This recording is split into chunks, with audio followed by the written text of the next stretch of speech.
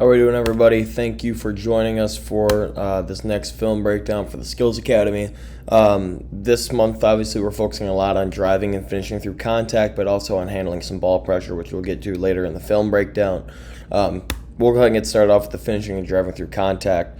Some of this stuff is stuff that we went over on earlier in the Skills Academy, and so let me make sure that's muted. So it might be a review for some of you guys, but again, it's stuff that we saw last month that we really struggled with, so we want to go over with. So again, this veer step, I'm going to kind of break down this first clip, and then we'll speed through the next couple. Just taking that step into the defense, that isn't really the greatest clip. Right here is definitely a better one.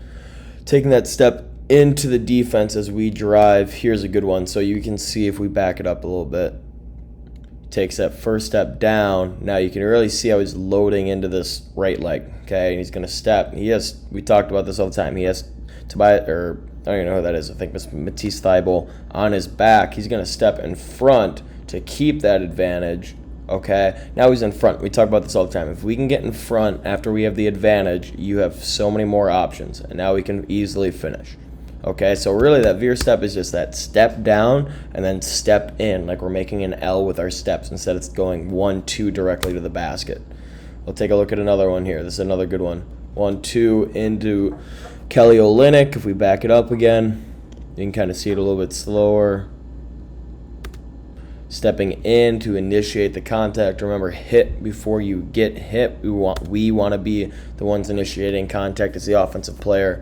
Another one, good one from Jason Tatum. He's going to take a ball and foot with that right foot, down with the left, into the defense with that right. It's a really good one. See how he's lower than the defense. This is something that we were really stressing on Tuesday in our makeup session.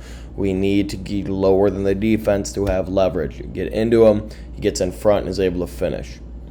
Go through these next couple again, just kind of looking at the footwork and looking at how we can get in there and give contact. Now this is one that we're not covering this month, but it's just a quick bump finish, an early bump. So you give a bump out here, again, contact or create contact before the defense creates contact with you. Hit before you get hit.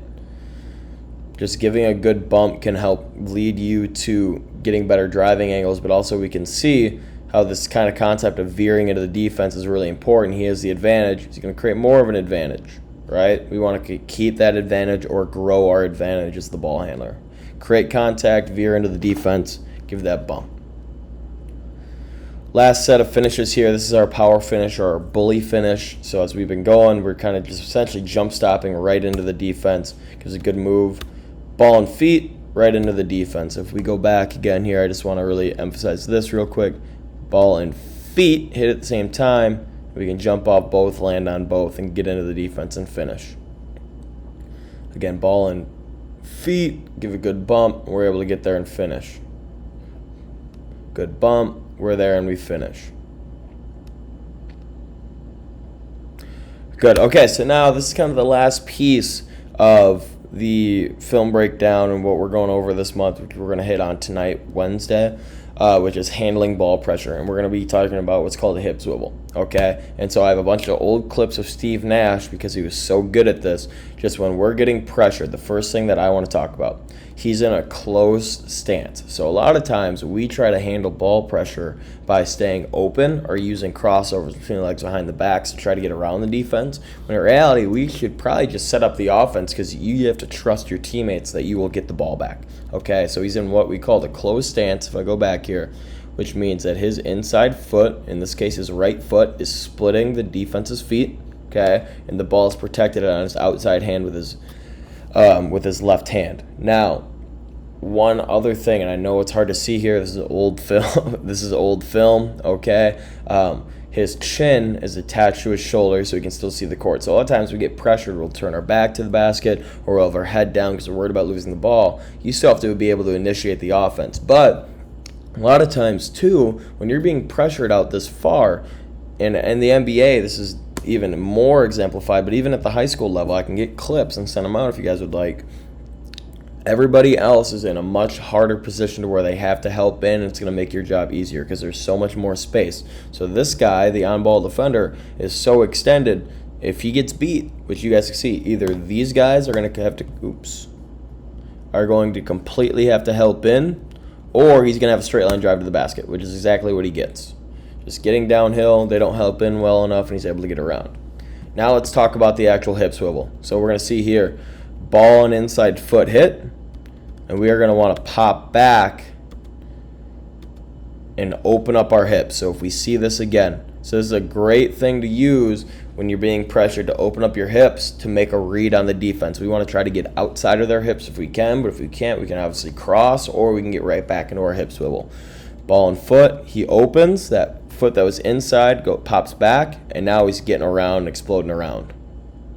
It's just a really quick, aggressive move to open your hips and get downhill. Again, this one's out of triple threat, which I think is applicable to a lot of the players that we're working with right now. Stepping right between their foot in a closed stance, ball and foot, flip your hips, and attack downhill hard, outside of the defense's hips. Another one, off a ball screen, being pressured off the ball screen, ball and foot, open up, we get there, and we're able to finish. Just a quick flip of the hips, and we're able to attack downhill. Now here we can kind of put it all together with our bully finish and an early bump.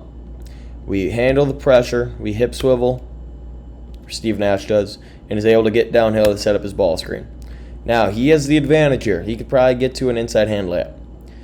You notice how he's already veering into the defense. He's going to initiate that contact, so now instead of trying to finish here, he's going to get right inside the block, which is the perfect spot to finish. Okay, I just want to show that one more time before we wrap up here. Get into the defense, you have an advantage, create a bigger advantage or maintain your advantage, give a good bump, and you're able to get there and finish. Okay, I hope you guys like this film breakdown. As always, if you guys have any questions about it, feel free to reach out. I encourage you to watch this 2-3 times. Make sure you're studying it, so that way when you come into the gym tonight, next Monday, and then next Sunday, you're there, you're ready to go, and you kind of have a better understanding of things, of how they actually apply within the game.